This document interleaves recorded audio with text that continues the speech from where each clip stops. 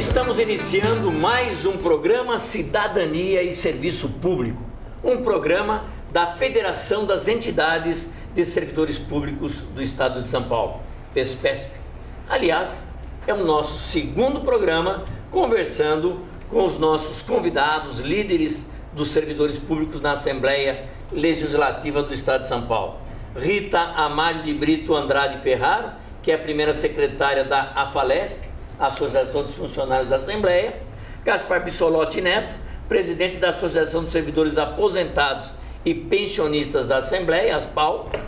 João Elísio Fonseca, vice-presidente da ASPAL, dos Aposentados e Pensionistas da Assembleia Legislativa do Estado de São Paulo. Desirê Sepe de Marco, presidente do Sindicato dos Servidores da Assembleia Legislativa e do Tribunal de Contas do Estado de São Paulo, o Sindalesp. E Filemon Reis da Silva, diretor de formação sindical do Sindalesp. Voltamos já já.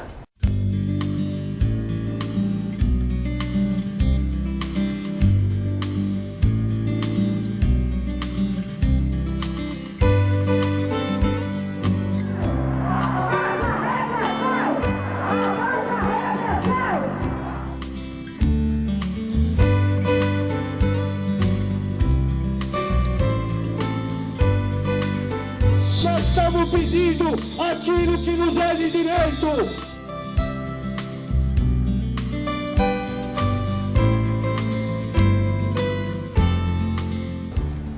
Estamos de volta com o programa Cidadania e Serviço Público, um programa da Federação das Entidades de Servidores Públicos do Estado de São Paulo, FESPESP.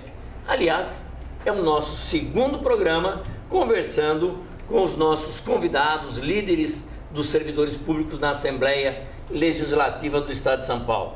Rita Amália de Brito Andrade Ferraro, que é a primeira secretária da AFALESP, Associação dos Funcionários da Assembleia. Gaspar Bissolotti Neto, presidente da Associação dos Servidores Aposentados e Pensionistas da Assembleia, ASPAL. João Elísio Fonseca, vice-presidente da ASPAL, dos Aposentados e Pensionistas da Assembleia Legislativa do Estado de São Paulo. Desirê Sepe de Marco, presidente do Sindicato dos Servidores da Assembleia Legislativa e do Tribunal de Contas do Estado de São Paulo, o Sindalesp. E Filemon Reis da Silva, diretor de formação sindical do Sindalesp.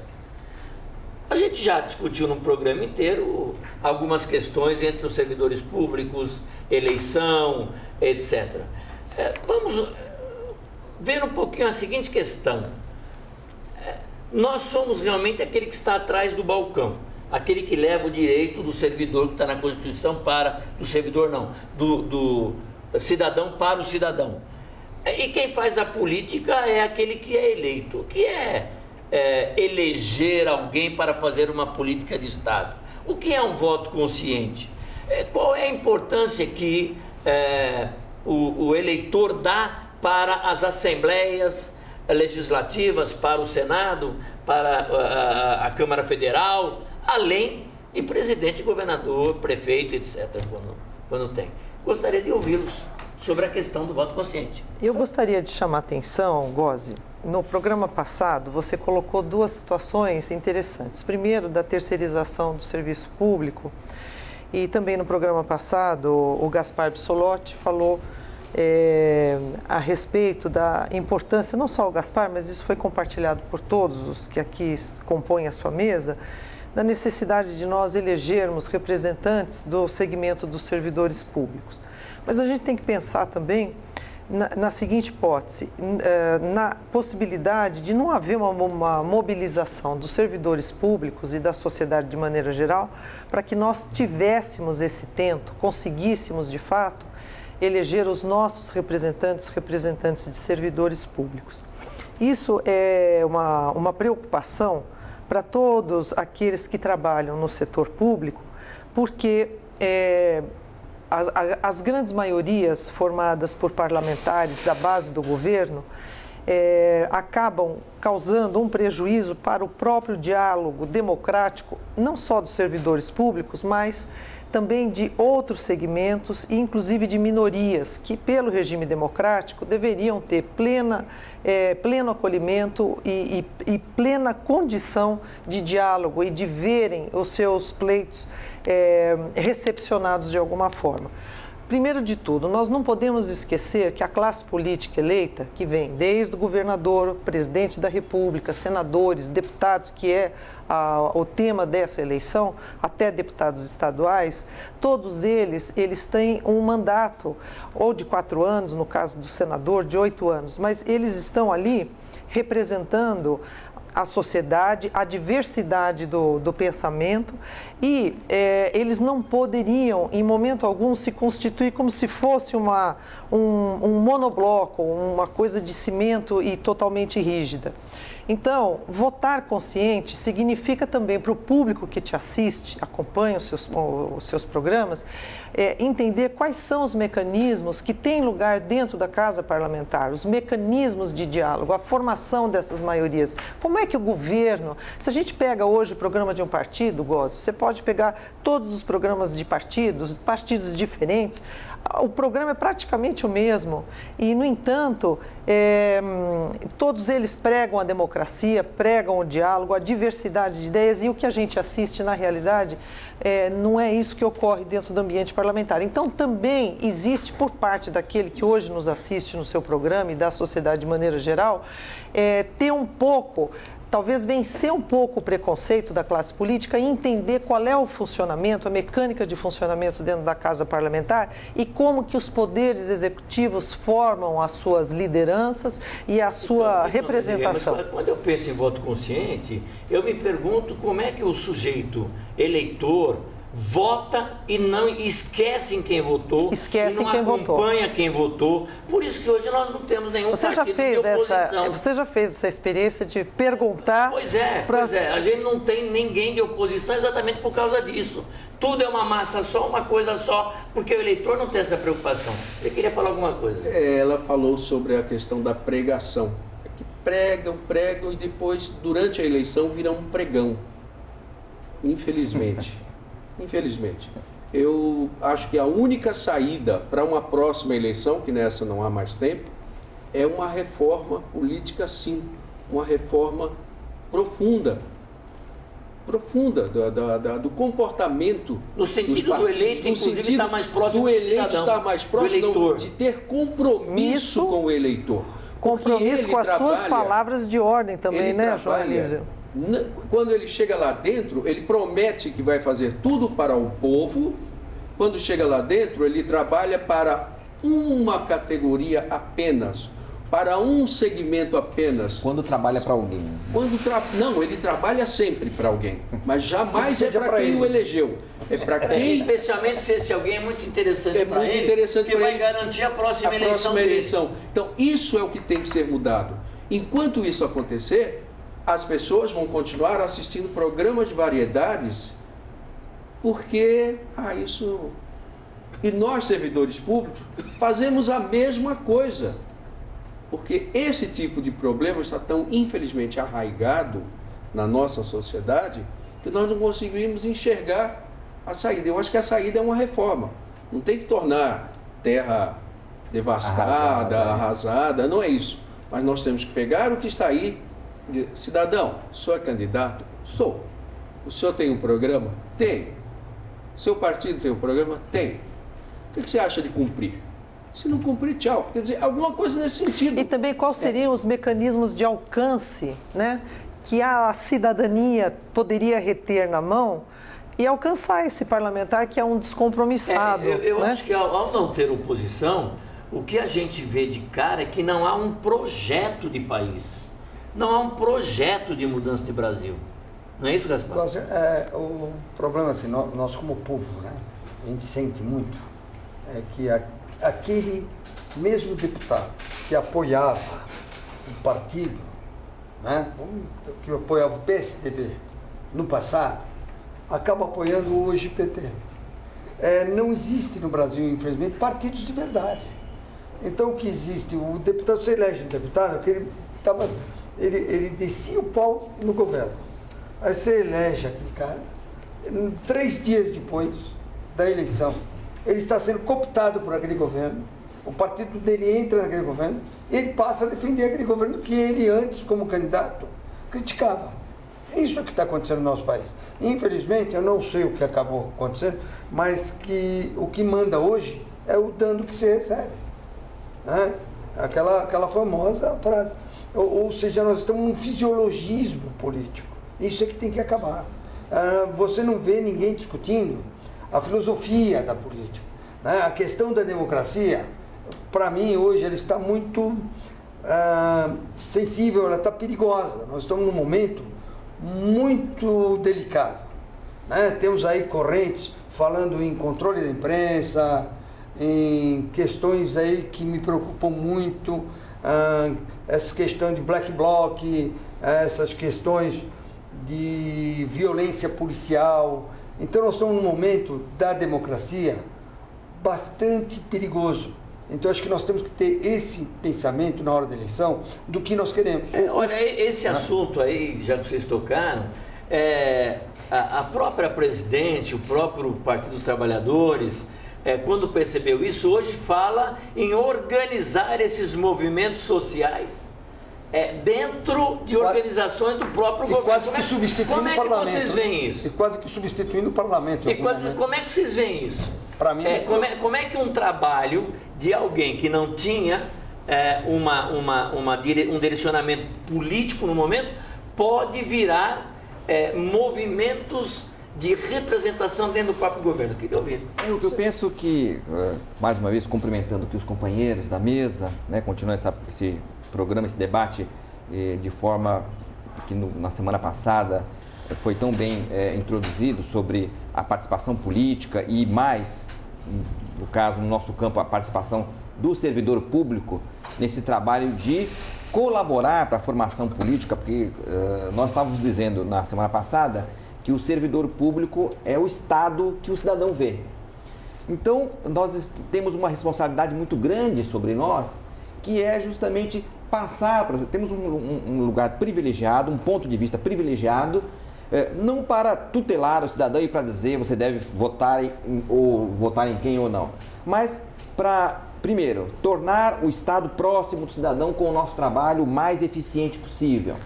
E segundo, nós como servidores nos organizarmos de forma a sermos este eleitor consciente. E a minha pergunta para você que está em casa, e que mais uma vez parabenizo por não estar vendo lá no Mundo Cão, o programa de variedades, estar vendo aqui um assunto que interessa para você, para a sua família. Nós, servidores públicos, temos sido eleitores conscientes? Quer dizer, o senso comum diz que sim. Bom, se eles estão perto do governo, perto do Estado, e se nós, por exemplo, somos servidores, no nosso caso da Assembleia Legislativa, estamos ali perto da política, sabemos tudo. E, infelizmente, companheiro Gozzi, não é o que vemos. E nós todos aqui podemos testemunhar os nossos colegas uma dificuldade de participação política. E eu me arrisco a perguntar até os servidores legislativos quem você votou na última eleição, a não ser que ele tenha votado no deputado para que ele trabalha e aí ele não vai esquecer. Então, quer dizer, há uma responsabilidade sobre nós, também a questão do voto consciente, e o Gozzi disse muito bem no começo, voto consciente, ele não se esgota no ato da eleição, né, mais ou menos no sentido do que você disse, mas é o acompanhamento aos 4 anos. É aquilo que, embora num regime de voto distrital, que existe em outros países, não é o caso do Brasil, mas você acompanhar o seu deputado, escrever para o seu deputado. A gente vê isso até nos filmes americanos. Eu vou escrever para o meu deputado. Aqui tem o voto distrital, assim, no interior, é mais ou menos distritalizado. Em algumas regiões, o deputado da Alta Paulista, o deputado da região de Ribeirão. Agora, é preciso que nós, servidores, sejamos, né, com humildade e tal, mas a ponta de lança desta conscientização. Então eu chamo para nós essa responsabilidade para ter essa conscientização. Mais um ponto aí no que o Filemon falou. Antes de falar com o contraponto Filemon, eu quero dizer que era para o Jean dos Santos, que é presidente da Falesp, estar presente, mas por motivos de saúde ele não pôde comparecer, mas mandou um abraço, viu, Gozzi? Mandou um abraço a todos aqui. Eu queria dizer, continuando o que o Filemon estava falando, do voto consciente, que o servidor público do Legislativo especificamente, ele tem essa responsabilidade de ser, mais uma vez, uma ponte de ajudar a quem ele conhece a votar. Porque não basta você votar num cantor bonito ou que canta bem, né? Porque lá na Assembleia não importa se ele canta bem ou se ele é bonito, importa que ele esteja ao lado do que o cidadão precisa. Então você pode votar, não tem nada contra votar um cantor, um locutor de televisão, né? Não tem nenhum problema. Só que você precisa, um jogador de futebol, só que você precisa saber como é essa pessoa. Ela é comprometida com o que o cidadão precisa, ela é comprometida com a saúde, com a educação, com as necessidades sociais. Então, isso é que importa. Você não pode votar, porque senão você vota numa pessoa que vai chegar lá e tudo que ela sabe fazer é cantar. Não está comprometida com as coisas do povo. Então, isso é importante. E vocês sabem que qualquer pessoa que esteja na rádio ou na televisão vai ter voto, porque o povo vai votar. O pessoal vai votar. Então, tem essa responsabilidade também de quem vota. Quando você vota, é uma responsabilidade muito grande. Você pode estar mudando o seu país, mudando o seu governo, né? Aqui no estado de São Paulo, você vai ter vários candidatos e você tem que fazer um estudo de cada um e pensar o que este candidato já fez, se ele já foi governo, se ele já esteve na administração, o que ele promete. E como disse o Filemon, como disse o Gozzi mesmo, acompanhar isso para que na próxima vez, se ele se candidatou e não cumpriu o que ele falou que ia fazer, na próxima vez você não vota e não vai mantê-lo 4, 8, 12, 16 anos no mesmo cargo depois, que acontece com vários políticos, né? Vamos lá, Joenis. Por isso eu continuo defendendo uma reforma ampla do nosso quadro político. Ampla realmente, porque nós temos, com conhecimento de causa, servidores da Assembleia Legislativa, estive lá por 26, 27 anos, e aconteceu de deputados que já estão lá 2, 3, 4 mandatos, que sabem muito bem de trás para frente tudo como funciona, entrar em plenário e dizer, o que é que estão votando? É para votar contra ou a favor? Sobre isso eu queria... É a coisa mais absurda. Se você me desse licença, eu gostaria de fazer um comentário que eu acho que talvez não seja do conhecimento do eleitor e já é conhecimento de uma boa parcela do segmento dos servidores públicos, mas não é do eleitor de maneira geral, e acho que é muito importante saber. O Gozzi, inclusive, há pouco tempo esteve na Assembleia acompanhando uma movimentação de servidores do Tribunal de Justiça, uma movimentação, nesse caso específico, muito representativa, mobilizou companheiros do Judiciário, e esses companheiros se dirigiram à Assembleia Legislativa para terem uma entrevista com o Colégio de Líderes, que é uma instância específica das casas parlamentares, não só em Brasília, mas em todos os estados. Então, o que ocorre? Alguns membros do movimento são destacados para irem ao Colégio de Líderes e, perante aqueles líderes de bancadas partidárias, fazerem a reivindicação sobre determinado projeto que está andando dentro da Assembleia Legislativa ou dentro da Câmara Federal ou do Senado.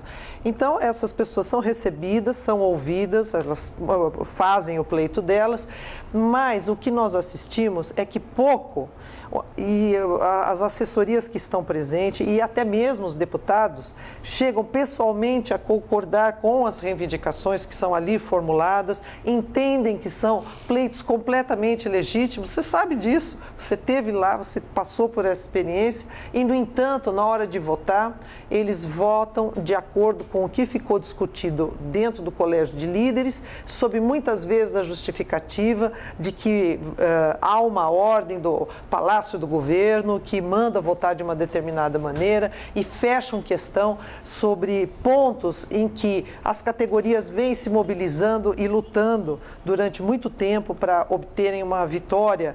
E olha que as categorias, elas têm a noção do equilíbrio das forças, não são de maneira nenhuma intolerantes ou absolutamente intransigentes, são afetas ao diálogo, à democracia, e até a reunião de audiências públicas se fazem presentes, e ao final desse processo, desse grande mecanismo, a gente vê muito pouco aproveitamento daquilo que poderia ser a solução da situação funcional ou mesmo de atendimento ao público.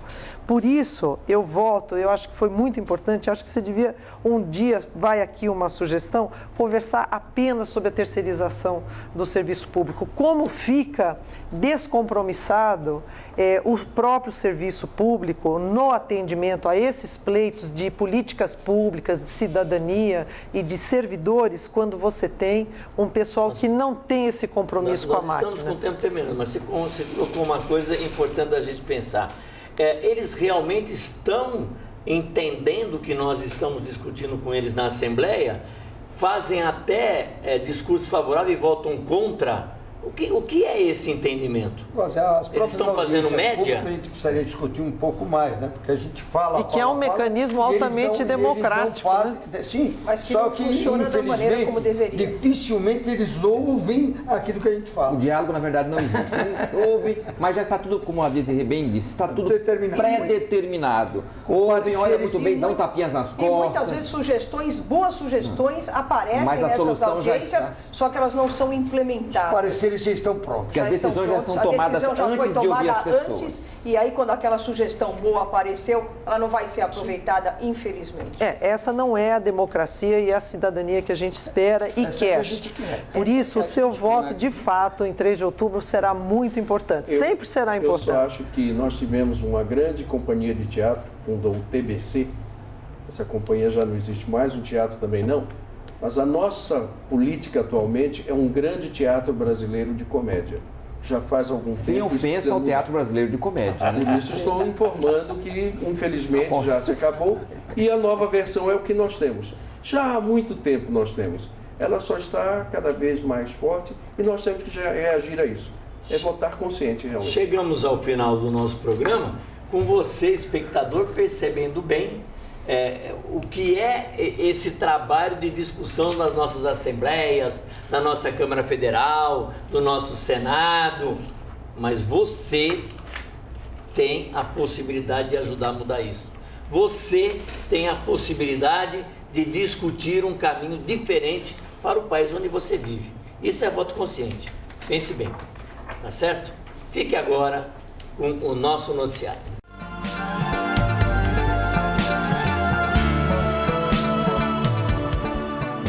E agora as principais notícias que interessam a você, servidor público.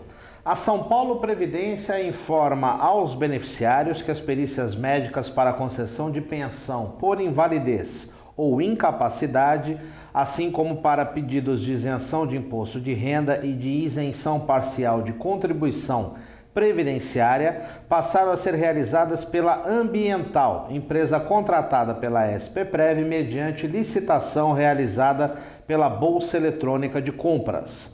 Após protocolar uma das solicitações descritas acima, junto à São Paulo Previdência, o beneficiário receberá um contato telefônico para agendamento da perícia médica, a qual deverá ser realizada na unidade da Ambiental localizada na Rua Itapeva, 500, no térreo, no bairro da Bela Vista, aqui na capital. Em caso de dúvidas, os aposentados e pensionistas podem entrar em contato com o call center da empresa por meio do número 14, vai aparecer aí na tela, 3102 1305. Beneficiários impossibilitados de locomoção deverão solicitar perícia documental também pelo telefone já falado, devendo apresentar documentação que comprove tal situação conforme orientações transmitidas no contato telefônico. Desse modo, caso a impossibilidade de locomoção seja confirmada, a perícia documental será devidamente autorizada. Os deputados estaduais aprovaram em sessão realizada na madrugada do último dia 4 de julho e presidida pelo deputado Samuel Moreira, o projeto de lei 522/2014 do governo do estado de São Paulo e que trata da Lei de Diretrizes Orçamentárias, a famosa LDO, para o ano de 2015. Ao lado do orçamento estadual, a LDO é a proposta mais importante apreciada pela Assembleia Legislativa. Enquanto o orçamento fixa valores, a LDO estabelece ações e metas a serem cumpridas pelo governo estadual, por meio de programas e serviços prestados pelo Estado à população. A proposta foi aprovada na forma do parecer acolhido na Comissão de Finanças. Orçamento e Planejamento, elaborado pela deputada Maria Lúcia Amari, do PSDB. Poucas emendas foram aceitas na íntegra no parecer, apenas as que tratavam de incluir a expressão no mínimo para percentual de repasse do ICMS a universidades, de divulgação ampla de audiências públicas e de valorização do funcionalismo, entre outros. Já as emendas da relatora tratam de aporte financeiro para o IANSP e de expansão das FATECs. Um número expressivo de emendas foi acolhido na forma de subemendas. As bancadas do PT, PDT, PSB, PSOL e do PCdoB, por meio dos deputados João Paulo Rilo, Olímpio Gomes, Carlos Gianazzi e Leci Brandão, manifestaram votos favoráveis às emendas de suas respectivas bancadas.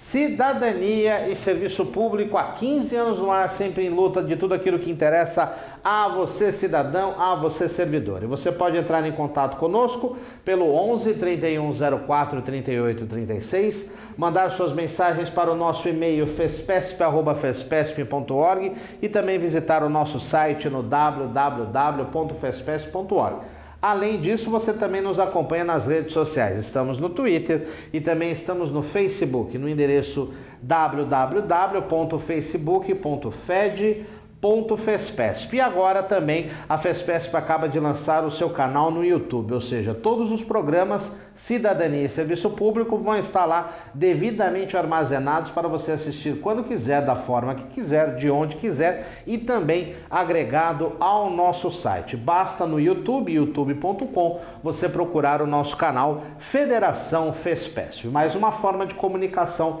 para você, divulgando e ampliando esse importante trabalho que a Fespesp realiza há mais de 15 anos.